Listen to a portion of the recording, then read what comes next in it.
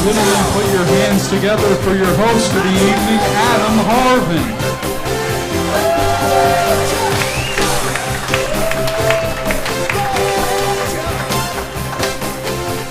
All right, what's up? I know a lot of y'all are confused at why the bouncer's up here with a microphone right now. I gotta admit, it is kind of hard to make people laugh when you look like this. What I can do is I can stand next to any door and people start handing me IDs. Although I'm not your bouncer, I do have to go over a few things before we get started. If you need anything from your servers, just turn the little light on your table and we'll be with you promptly. Please keep your table talk down to a minimum, please. Also, please don't record the comedians. We don't want this stuff out on the internet before we're ready for it to be out there. Don't forget to tip your servers. With all that out of the way, let's give yourselves a round of applause for coming out to the Grove Comedy Club tonight. Yeah, this is the best comedy club in Arkansas. I love being here. Are there any parents in the crowd tonight? Yeah.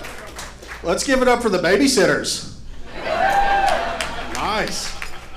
Yeah, I have two daughters myself. I'm trying to raise my daughters to be tough, to not take crap from anybody, especially men. Because that's how my mom is, and that's how my grandmothers were, especially my grandmothers. Because sometimes my grandmother will just fire a warning shot. Like, my grandpa won't do anything wrong. She's just firing warning shots at him. I remember one day when I was like 6 years old, my grandparents are in the living room watching TV, and I'm in the floor having race wars between my Ninja Turtles and my G.I. Joes. And the guy on the TV hits his wife. And my grandma just turns to my grandpa and was like, you ever do that to me, I'm gonna poison your food and you're gonna die a slow and painful death. Like, ladies, those were the good old days, where if you just didn't like your husband anymore, you could just poison his food till he died. And that was like a perfectly acceptable way to get out of a marriage. Really, it was like the best way to get out of a marriage because you got 100% of his stuff and a nice life insurance payout. I think CSI really messed that one up for you. These days, you're gonna get caught and apparently have some smart-ass detective making one-liners over your husband's dead body. He's gonna be sitting there like, that was a recipe for life in prison.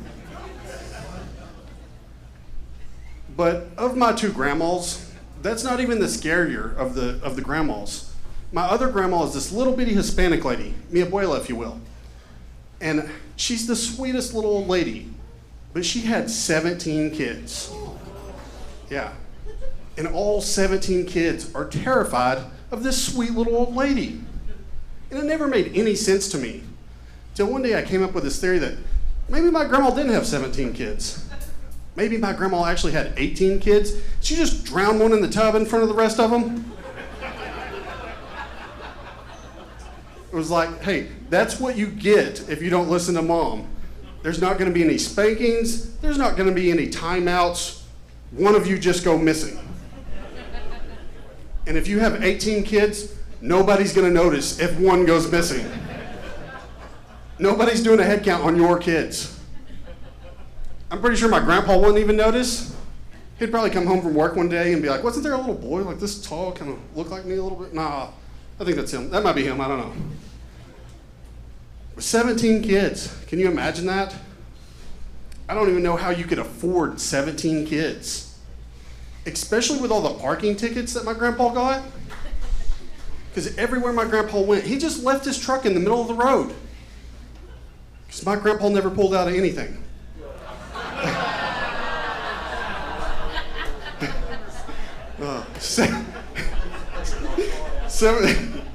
17 kids. Can you imagine trying to feed 17 kids? My grandma must have always had a bun in the oven. That one's dumb, but I'll leave it in there. There was a couple people that laughed. Oh, let's try one more. 17 kids. Can you imagine trying to do laundry for 17 kids? That's a lot of loads.